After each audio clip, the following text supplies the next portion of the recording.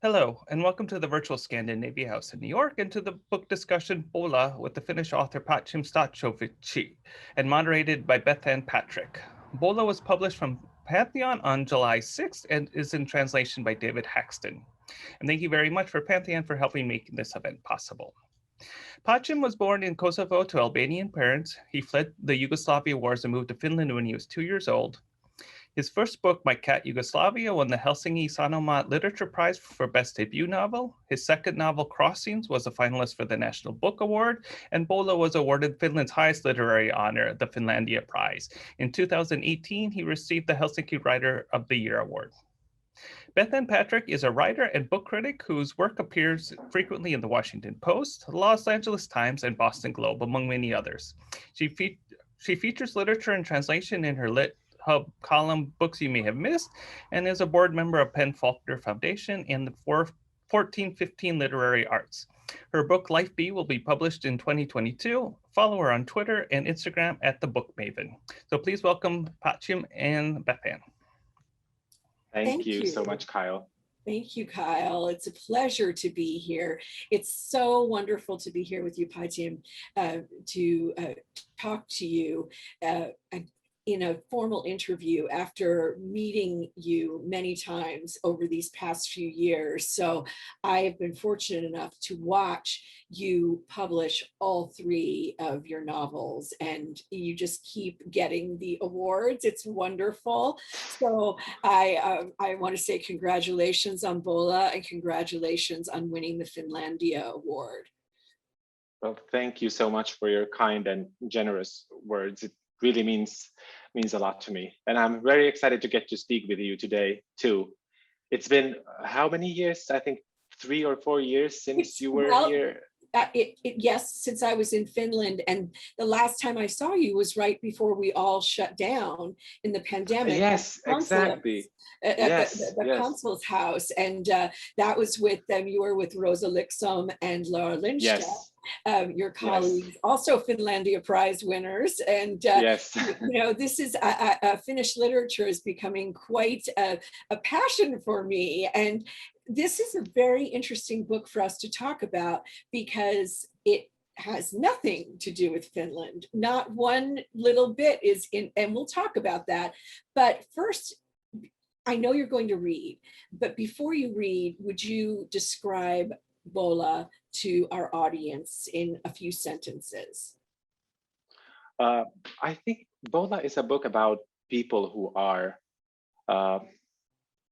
paralyzed by what they have gone through, and who are so traumatized that they get caught up in this cycle of trauma, that they cause heartbreak to people who they love and who they really care about, because they feel like they have no alternatives. And maybe I'm going to leave it at that, because then we can get to talk about the contents of the book later. But I chose a section to read that is a bit personal to me, and we can talk about that too later. But the book follows this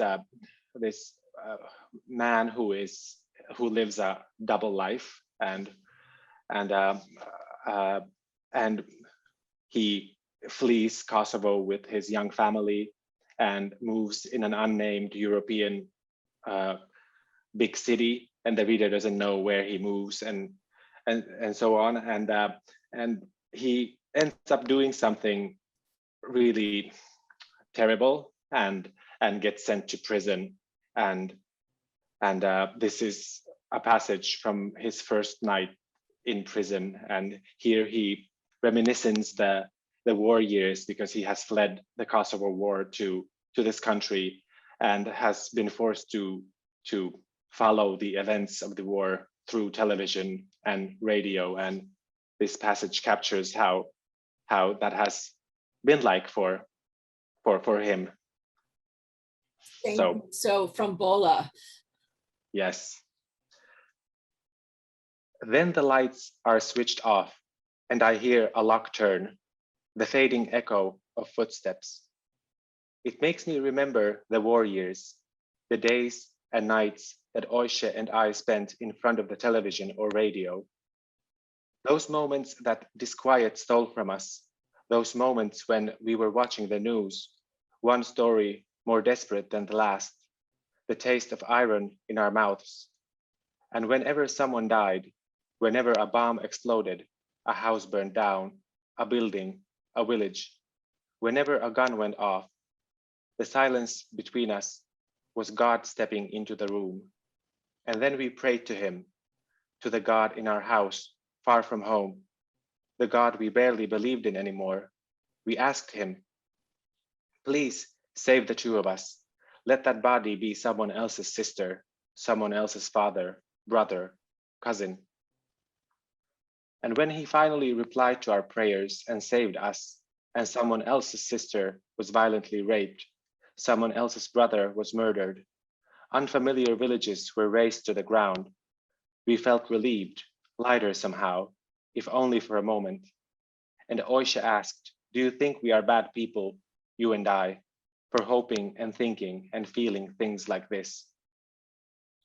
I couldn't answer her because I didn't know what was acceptable or natural to feel during a war.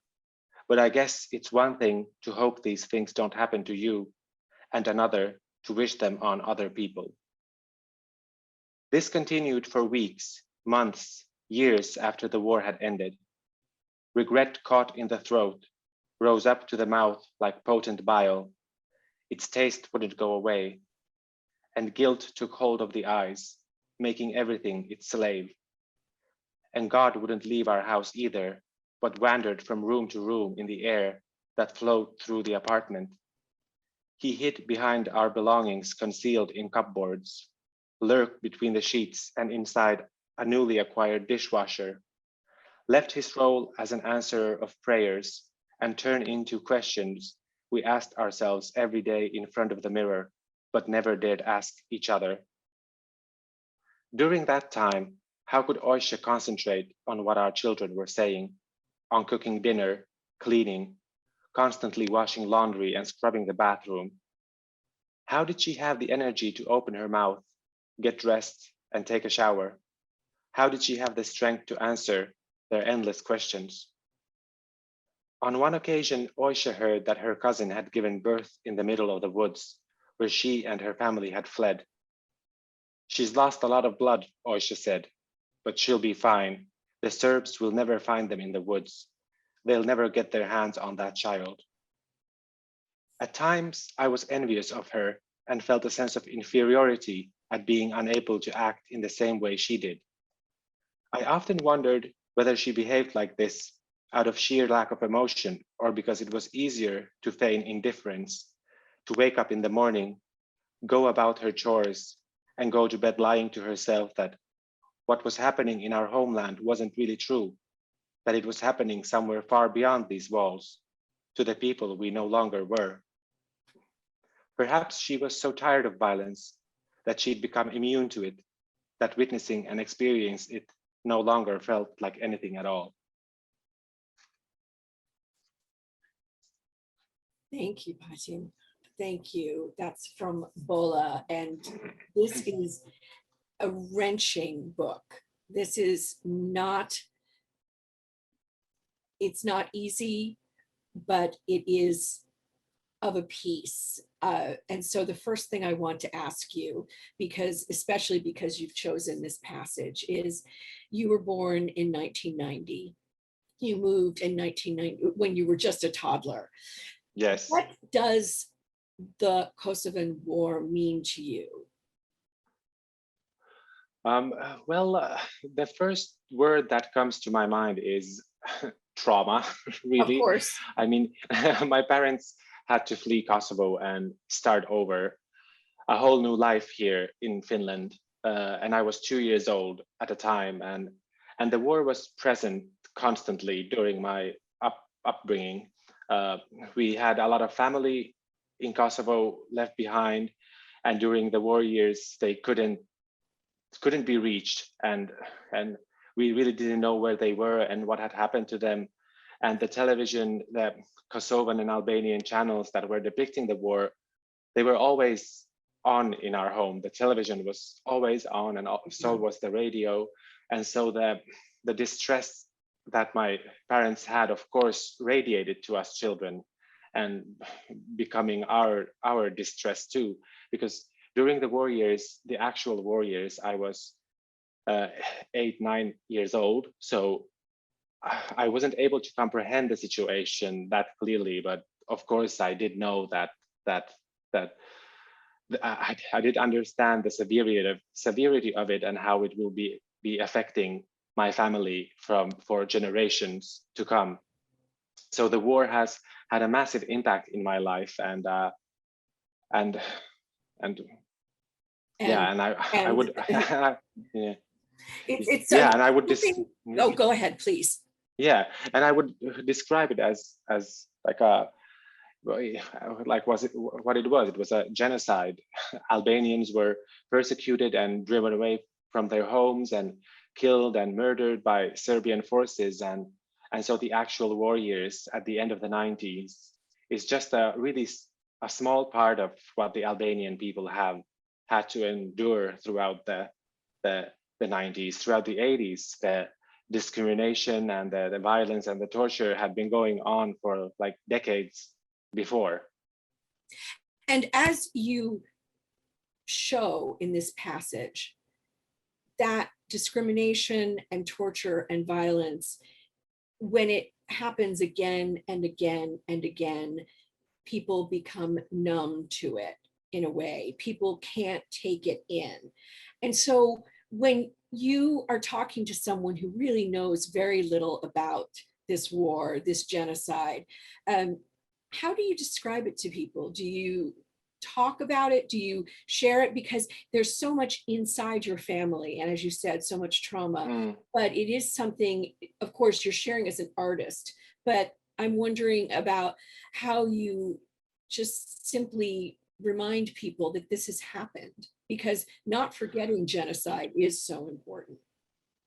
Exactly. And I feel like generally people don't know that much about the history of the Balkans. It seems to me as if there's almost this gray cloud above the whole whole area, and people know to say that, yes, I know that there has been wars here, but the situation is so unclear to so many people that I always aim to be very simple when I speak about the background of the war, as experience has shown that the history is very confusing to many, because there were so many languages, so many religions, so many countries involved in events that took place in such a short amount of time. So it to dig in really requires you to invest quite some time to understand and comprehend the root of the situation. But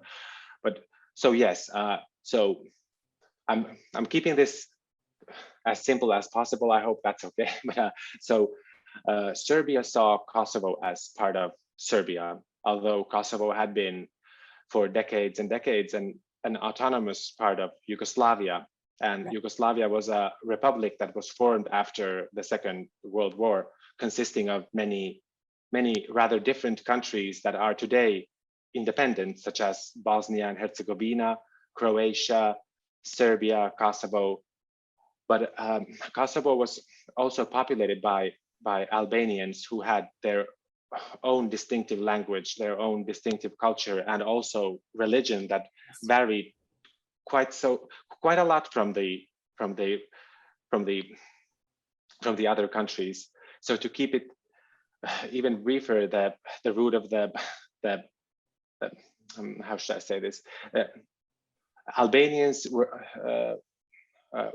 the Serbs started hounding Albanians in Kosovo, trying to Serbialize the whole public system, driving eventually Albanians away from schools and workplaces, which of course then led to a lot of resistance and protests, and then in the end, war too. And this book is also set in this time where, in 1995, where the tension was really big. At the breaking point. And the yes. reason I wanted you to talk about this is, before we actually talk about the characters, you have a title, and a symbol, or I should say symbols, that are really different and very much tied to the Albanian belief system and culture. So let's talk about the Bolla and also the Kulshedra and the difference between these things, what the Bolla is.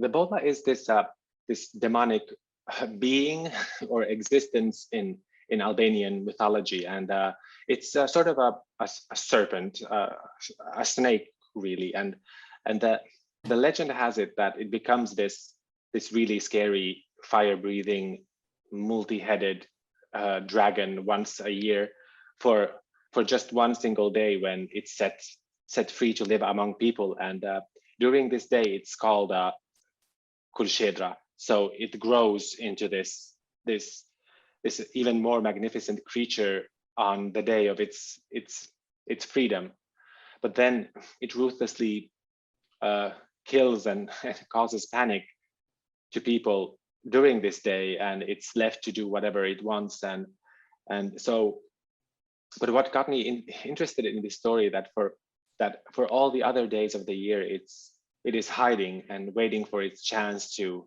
appear again. And the word Bolla has other meanings too, depending on who you ask and where. And even my own family didn't see eye to eye with me, with what this creature is. And I think that's a part of the mystery and a part of the allure to this creature. And in fact, for a really long time, I was afraid of snakes and of this specific creature because when I was a small child, my family used to tell me all these scary stories about it, these legends that if you stare a Bolla in the eye, you will become blind, or then you will turn into a statue, and stories like this. So in a way, and I remember one time drawing a picture of this creature, and there's a picture actually in the book. In the book, it's on, yes. In the book it's Is right that in the your end. drawing? It's a modified version of it, because to fit the page, the graphic designers had to do. It looks like, yes, it's like this. Well, yeah, and I don't remember the moment where the age I was when I wrote this picture, but for some reason, the starting point of this book was this drawing that I have carried with me, and this creature, and so in this book I wanted to recreate and reinterpret some of these stories I heard about this creature as a child. And so I sort of in this book, it has this symbolic and metaphorical meaning, as the story is about people who spend their entire lives being afraid and hiding from everyone, including themselves, and Yes. especially from their loved ones. So they are sort of images of this creature. Perhaps they are feared for the wrong reasons, or they get to be free for just a brief moment during their lifetime. And this is what I wanted to project with this. Well, I think metaphor. that's very powerful, because, of course, we want to talk about Arsim and Miloš. These two men, as you said,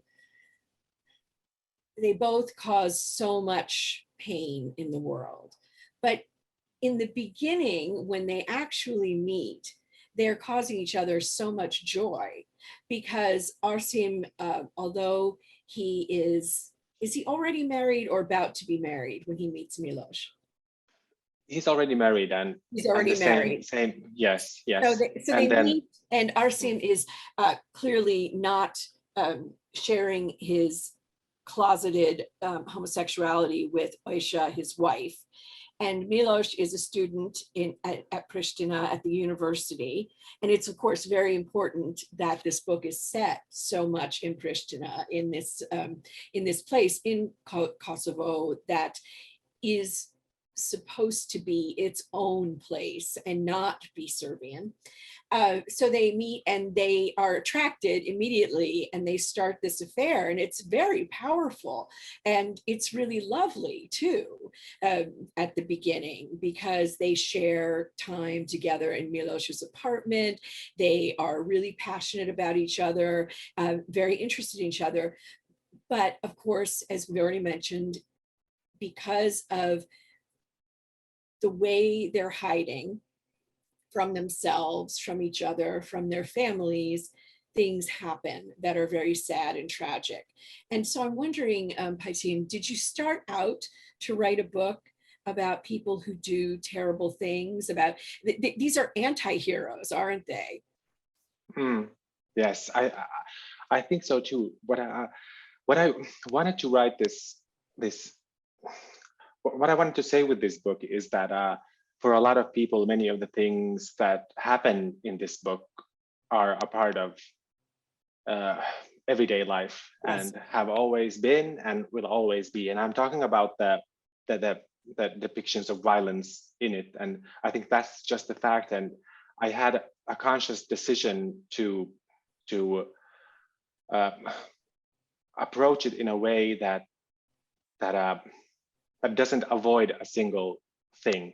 I needed to look at it in the eye and to make this book the moral consideration of right and wrong and good and evil that it did become. And to be honest with you, I didn't think that I was writing a book that is evil, or not evil. But it's not evil. But I mean, the word is that and I have said this oftentimes, that I think that my writing is fused by the fact that by the way I see and have experienced the world personally, and creating these two characters, what has been one of the hardest things in my writing career, really. And I tried many times to find a suitable narrator's voice for both of them, but Yes. after failing multiple times, I had to just like throw out some unwritten rules of writing, of fiction writing, such as the requirement of the reader being constantly on the protagonist's corner, and the necessity of the reader always needing to champion your characters. And so doing that liberated me, because now I could write about this tragedy without any filters, and I started getting somewhere. And I think in all of my books, the catharsis, the liberation, Yes. doesn't look like peace and love and happiness. It's a different place. So, and especially with the character of Arsim, it took me years to figure out the point of view and his narration. And by this I mean, because of the main character is someone that you don't always understand, but what drew me to him was the truthfulness of this person. Yes. and the realness of these events. And I have been surrounded in very strict environments during my life, and have seen and experienced and witnessed downfalls of people like Arsim. So they are not at all like a rare sight in my life.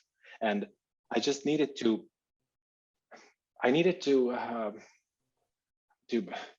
dive inside this man's mind, and it was like an attempt to understand and to see him more clearly, and also maybe like forgive, and Yes. and I needed to know what has driven this man off the edge and to become so lost and broken and flawed. And that's basically the root of this. Yeah. Yeah, it's the truthfulness that's there, and I love, by the way, that your fan matches the book jacket perfectly. Yeah. It's perfect. It's extremely hot. It is extremely hot. You said in Helsinki, it's like 32 degrees Celsius. You said so. Yes. You know, climate change is real, but Arsim is real too, and if finding that humanity in the character, even if the character isn't likable. Arsim is, you know, not telling his wife the truth. And Oisha is a really amazing person. I was going to ask you, is she the one who wins? And there is no winner in Bolla, but she is a remarkably strong woman who is really a great mom. You know, maybe not a perfect mom, but a great mom in some ways. Arsim, you know, slaps his children around. He's, you know, keeping secrets from people. He is treating so many people badly, but he is still human. And that is what comes across in Bolla. And I think that is something that's very important. And it makes me want to ask about Miloš, because his voice, when we get it, is in, at first, somewhat mysterious notebooks. We're not quite sure where he's writing from. We know that he has undergone his own trauma and that he has been a combatant in the war, but we don't know what he did, what he saw, where he is. So developing that voice must have been a challenge, but also a very interesting breakthrough for you. It truly was. And the character of Miloš was a sort of approach to trauma. And I wanted to write about that moment, that exact moment when the trauma breaks into your reality and shatters your mental stability. The moment when what you think you know becomes what you realize you don't know. And to emphasize this level of trauma, this character is only present through a journal, and the entries that the reader gets to learn and to read from the book are selected by Arsim. Yes. Because he reads the journal in the end, and this is a man who is equally broken and untrustworthy and unreliable. And that's the reason why there's so much lying in these journal entries, and all the nonsensical and the nonlinear and the disorganized writing in this journal is a symptom of this moment, this fresh trauma that is swimming inside you and slowly becoming permanent. And so maybe Arsim selects these passages from this journal because he wants to justify his actions in the end, the way he's very, I'm not gonna ruin the plot, but no, we don't want to do that. Throughout the book, he has this tendency to just escape when things get too difficult or too much to handle, so he just goes away. But I must say that this character, it was so freeing to me to write about trauma in this way, you know, without this requirement to get rid of the trauma or to make it pretty. Need to, and without the need to get to the other side with it. And it felt necessary to me because we do live in this weird world where we're constantly told that, well, we're all responsible for our own mental health and our well-being, and so this requirement to constantly push yourself to be better and to achieve, and well, if you go through hard times, then just go to therapy and you'll be fine after that. And so it's not that simple, and you just, you know, stumble upon the best version of yourself. And I think that there are traumas and experiences you can never really forget or get over from them, and perhaps we're not even supposed to. So and this is connected to my previous answer to not having to force this happy ending to this story, and then it just felt yeah. I'm sorry, I didn't mean to interrupt you, but no, it's you know, I forgot about check the question, and it's an ongoing conversation with us, you know. And one of the things that I did want to ask you about, the Bolla is clearly a very particular story, symbol, creature, but it also made me think of the global idea of the Ouroboros, the snake eating its own tail. You know, that and that is, in a way, the way I thought about Arsim's life is, you know, he's devouring himself because of things that are within him, things that are outside of him, things he's experienced. And there's no way, when you have this symbol of the Ouroboros, for anything to grow from it. It's just this, you know, this terrible serpent that is devouring itself and not getting, you know, a wonderful period of growth or anything like that. But I think, and again, we're not going to spoil the book for anyone, but I think your conclusion is really important. And it is also of a piece, it's truthful. So that leads me, because I know we don't have all the time that I wish we had, is to talk about what ties your work together. What, you know, and we've got 3 books here that you've written, 3 novels, but you're going to continue to write. What is it, that theme of trauma? Is it something else? Is it truthfulness? I think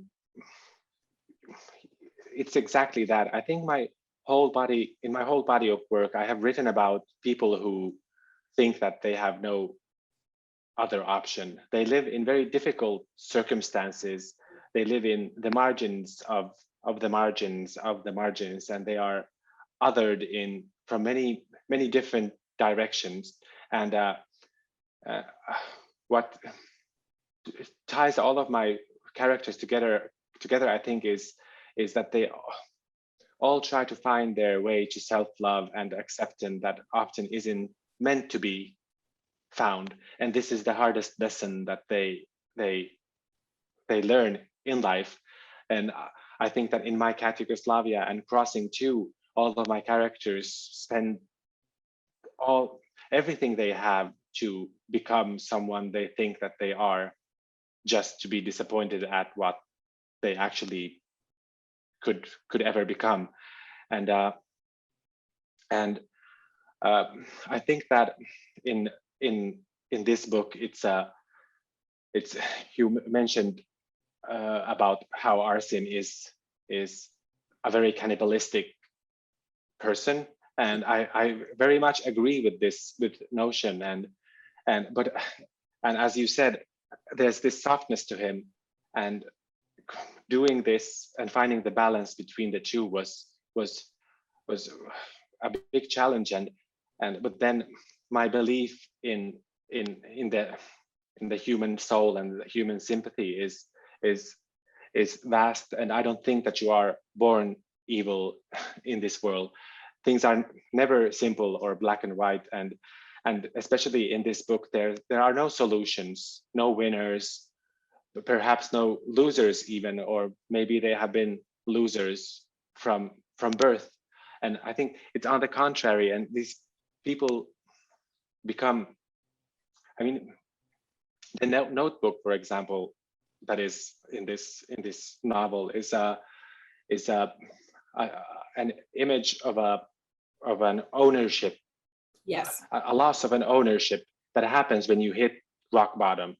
You know, people who struggle with depression and PTSD and other mental illnesses often feel like they are ripped away from their own consciousnesses and their own persona, and trapped inside another mind into another self that, you know, can take you over so easily sometimes, and another self that you loathe and hate and don't want to be around with. So this this exactly, this it's almost insidious how this other being can take over your mind. And and as I said, it's as I said about Arsim, he like steals this consciousness and in a way owns what he can tell about Miloš and what he can tell about his wife, because the whole story is narrated through him. Even the journal entries that at first seem in the beginning that they are written about someone else, but still it's his selection. Yes. And he said, yeah. It's his control. It's his control over the story. And, you know, with your body of work that is growing, I also know that we are doing this for Scandinavia House, and you live in Helsinki, and you are a Finnish writer, a Kosovan Finnish writer.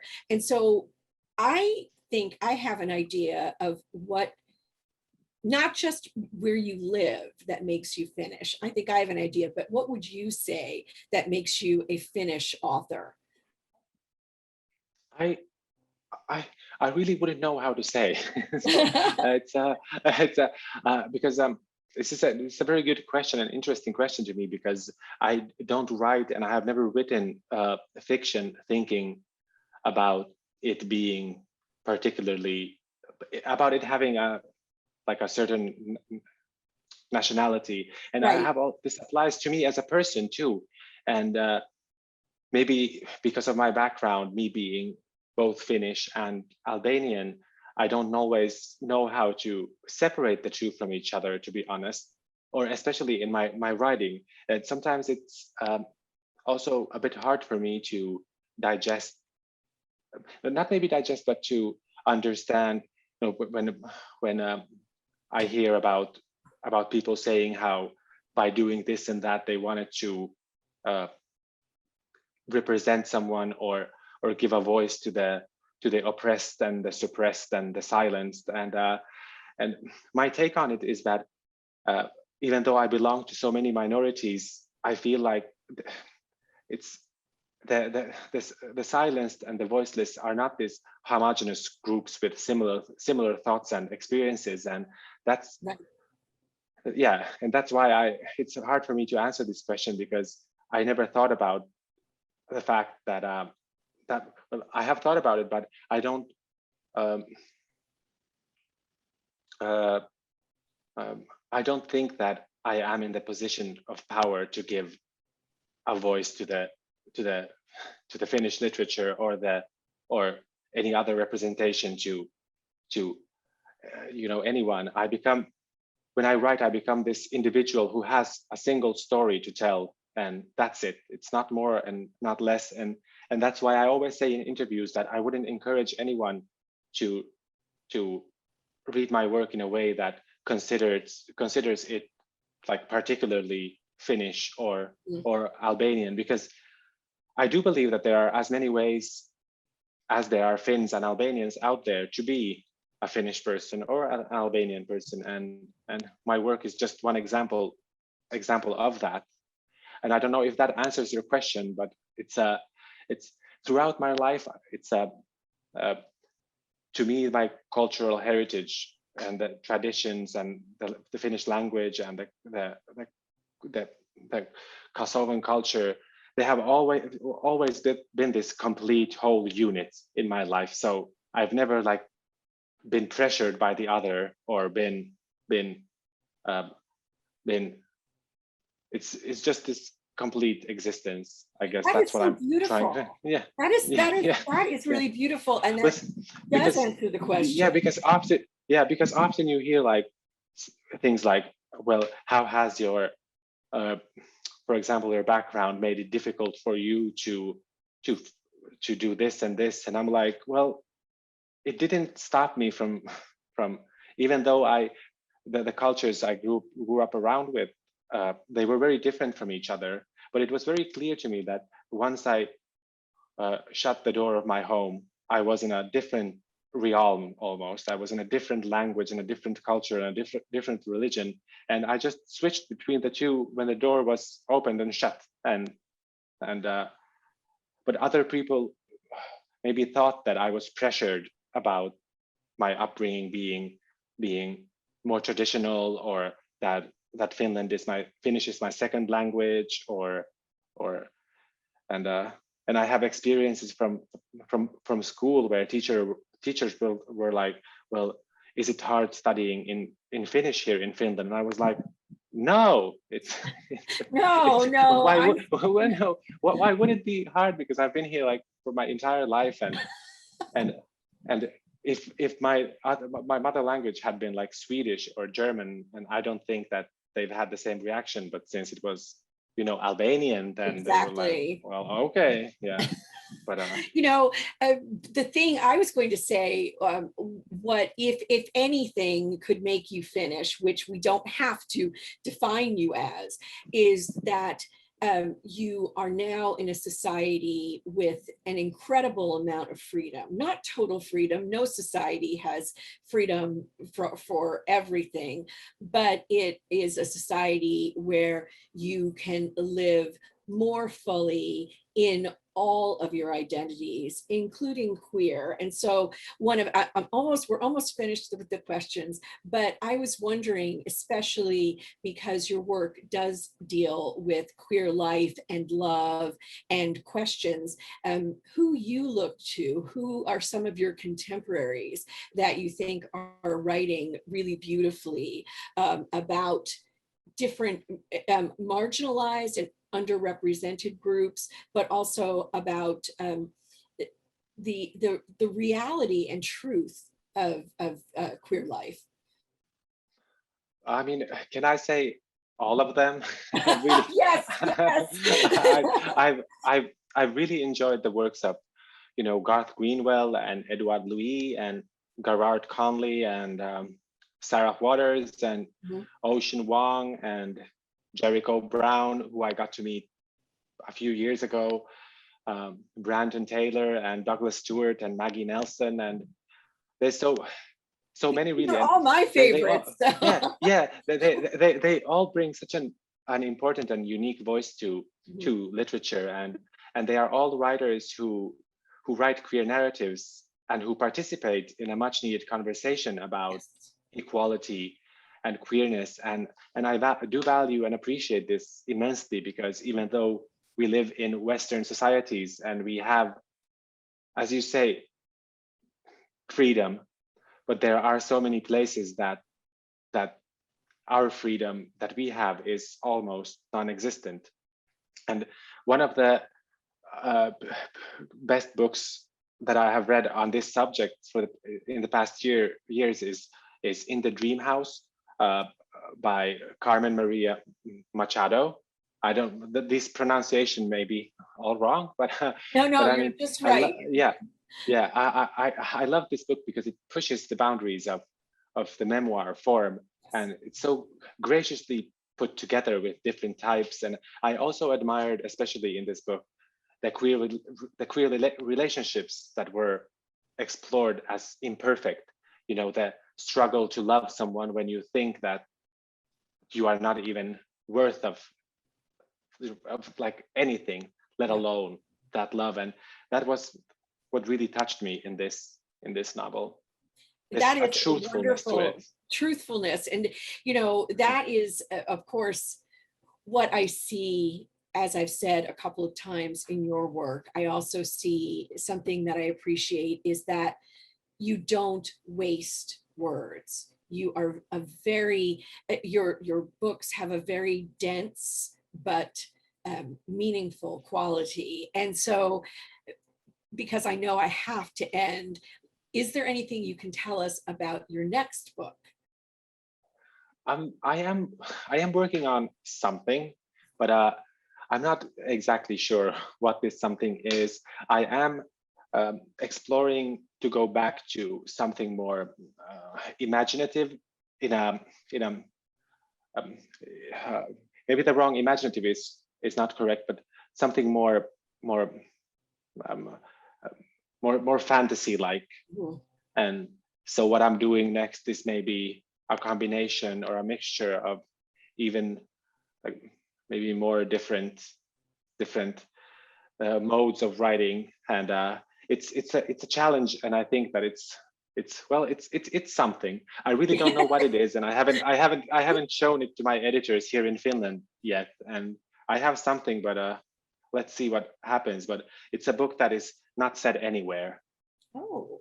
There are no locations in it so far, but maybe a location will come. But I don't know. But now there is a location, but it's not set in any place or in any time. It's this reality where we exist with non-humans, and things happen. Oh, this is sounding intriguing. I can't wait. And I hope we're going to be able to talk again when that book is a reality itself. Yeah. But things can change quickly in writing. So maybe what I said maybe will not apply then, but I hope that we get the chance to talk again. Oh, well, I just want to say Bolla, now Pantheon Books, Pajtim Statovci is the author, who is just an amazing, amazing person. And I hope you've all enjoyed this chat today. I'm going to turn things back over to Kyle, and it's always a pleasure. Thank you so much. Thank you, Bethan. Thank you so much for your questions and for your time and for your words. And I look forward to seeing you when we get the chance to do so. Yes, exactly. Thank you. And thank you to the both of you. It was wonderful spending this morning with you, or this afternoon with you. And I hope to see everyone very soon. The book is out now and available at your independent bookstores as well as online retailers. So please do purchase it and do visit Scandinavios.org for everything that we have to offer. We'll have a lot more literary events coming up in the future. So please do visit the website, and thank you once again. And I hope to see everyone very soon.